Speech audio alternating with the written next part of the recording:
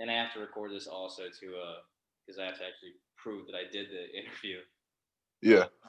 so again, this is really, I really appreciate you doing this, Kevin Morpho, power forward for the Texas A&M college basketball team, former power forward at the Quinnipiac basketball team, and so today we're going to be talking about what it means to be a mid-major school athlete compared to a Power Five athlete. So let's go back to your days in high school before Hmm. you started considering college ball. What was the recruiting process like from all the schools that you were getting offers from, any scouts that you were looking at? Can you take me through, a synopsis of how the recruiting process went? I thought it was personally like it gets overwhelming, especially for a guy like me who wasn't used to that attention from a young age. So getting that attention, getting a bunch of schools recruiting you, it's a it's a different feeling that could be overwhelming at times. And so now you're currently at Texas A&M. Before Texas A&M, you were an athlete here at Quinnipiac University, a Yeah. mid-major. So what was the process coming into a school like Quinnipiac? Coming to school, I think it was just more of the journey. Like I was at George Washington before, and then obviously I didn't have a great freshman year, and my coach got fired, so I had to transfer down. So Quinnipiac was kind of the school to go to, like kind of rebirth my career, my college career. And what attracted you to Quinnipiac?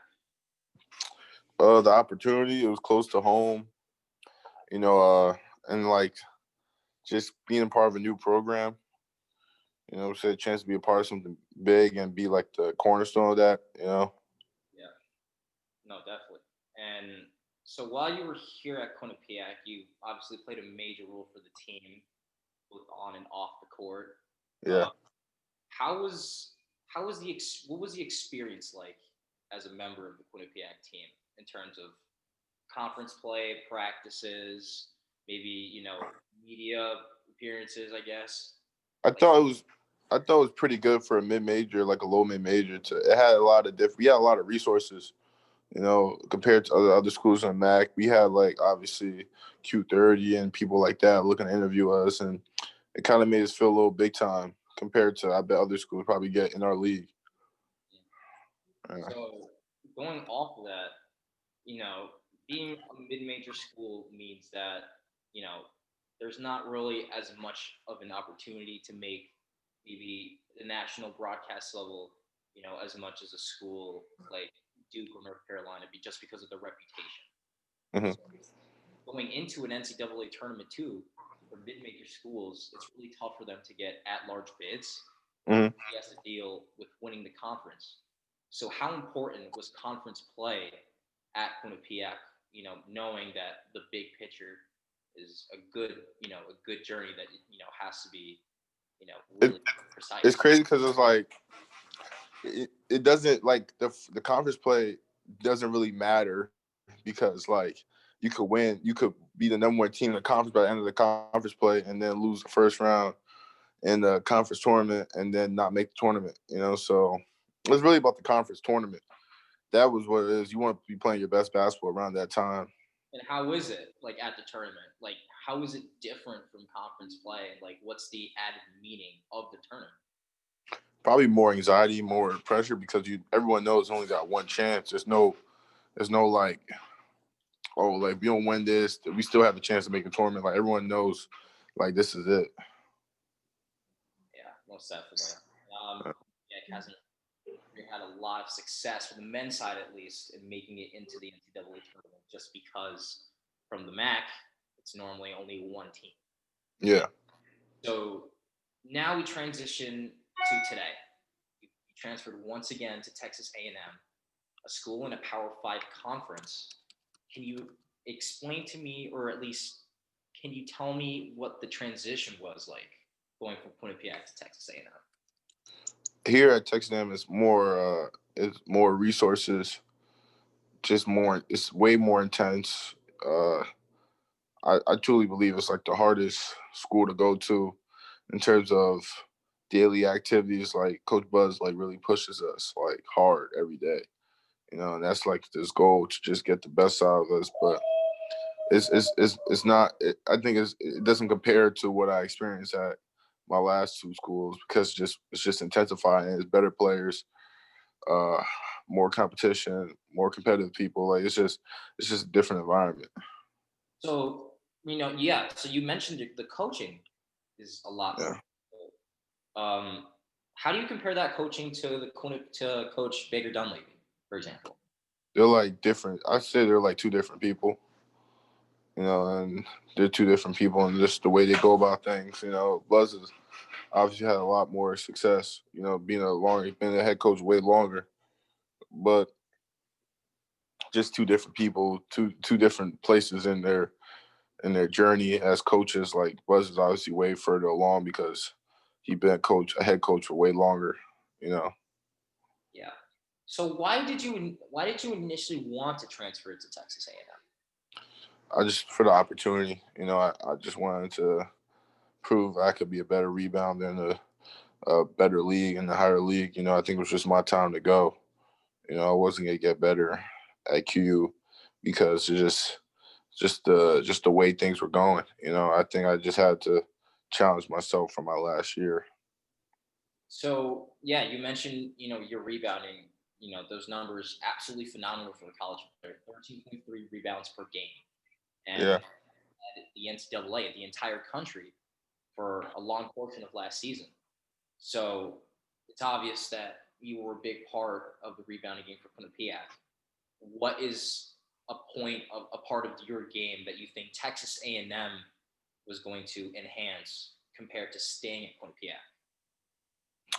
I think it's just mentality, growth defensively, growth all around, but I think it's just mostly mentality and culture. Like just I think being here is pushing my mental and pushing me way harder than I ever been coached in my whole entire life. So I think that's the difference. I think I think being at a school where you already know everything, you already know what to expect, you're not gonna grow as much. Yeah. I think being somewhere uncomfortable for this last year, it's kind of tough for most grad students, and it's still tough now. But I think in the long haul, it's gonna pay off. Yeah. Um, so, Texas A&M. So you guys are in the SEC Power Five conference with schools like Kentucky, Auburn, LSU, Florida, Tennessee. The list goes on and on with the amount of schools in that conference. Did the conference itself, going to Texas A&M? It's a big school. It has more reputation across the country, more national coverage. Why do you think that is? I think it's just a bigger school and a big conference, more money into programs. You know, um, Obviously they have TV deals, they have football. I think it's just more of a spotlight on the school. And does conference play intimidate you at all? Because you mentioned that now at Texas A&M it's a lot tougher. You mentioned the practices are a lot tougher. Coach puts it tougher on you guys because you guys are playing at a higher level. There's better players there, and you're going against Coach Calipari at Kentucky, guys like those. So how has your mentality shifted going from a mid-major to a Power Five? I think just knowing what I do well and just trying to be the best at it every single day. When I mean it's tougher, I meant like Coach Buzz. It's just how he coaches is he tries to make you a dog. So it's good. He's gonna push you harder, and I think that's him at any other school he was at before. But I think it's just more of the mentality piece that is really important for him. That's kind of how our culture is kind of built on here. So what is the culture? So what is the culture over there, right? Because you've been there for a little bit of time, Yeah. and you were Quinnipiac for a couple years.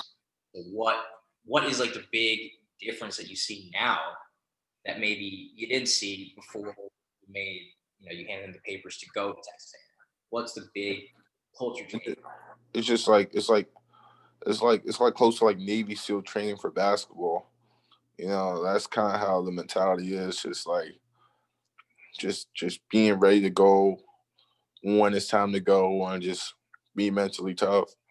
Just knowing what you have to do, be on your A game like every day, and expecting to be coach harder if you're not.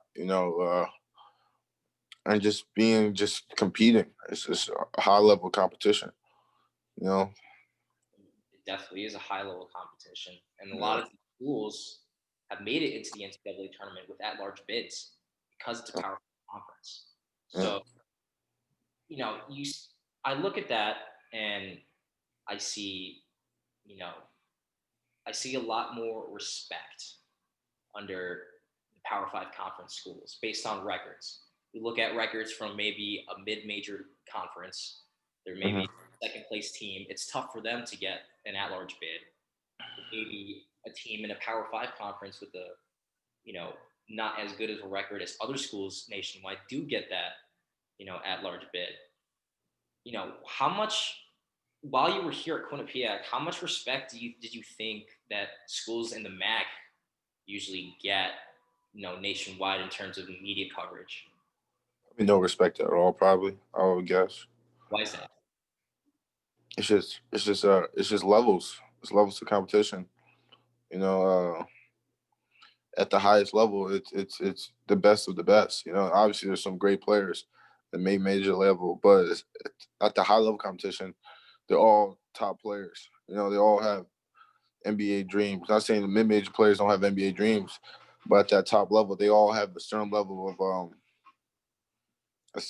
mindset, knowing like this is where I'm going. And you're not gonna see every mid major or low major guy. They're not gonna be thinking like that just because it's just the environment. But I think it's just a different mentality at a lot of these schools. Do you think that's ever going to change? Do you think maybe? No, no, I don't think so because these dudes, people who are at this level were 5-star, 4-star recruits, who have high goals. It's all and they recruit at a high level and they play at a high level. They're good players. They're talented. Yeah. Well, there's a lot of talented players in Division One college basketball. I would like to think, Yeah, yeah, of course. schools on ESPN, on Fox Sports, whatever the case may be. There's a lot of fantastic basketball players, no matter what school they go to. Yeah. So you mentioned a lot of 5-star, 4-star recruits, going to the big schools because they have dreams and aspirations. You went to George Washington, then Quinnipiac, but now you're at Texas A&M. Did you have those aspirations going into the scouting process?